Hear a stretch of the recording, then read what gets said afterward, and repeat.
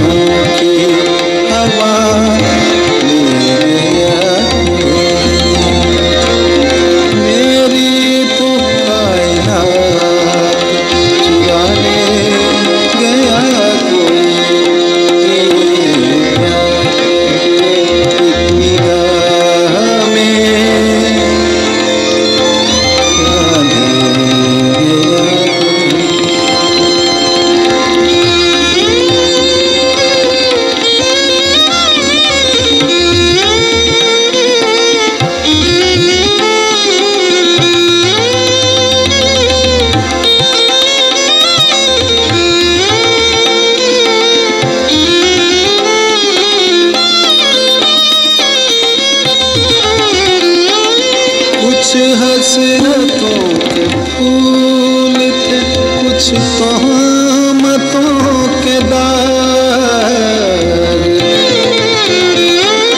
कुछ हसरतों के फूल थे, कुछ तोहमतों के दाग, जो कुछ भी जिंदगी ने दिया, बीत गया कोई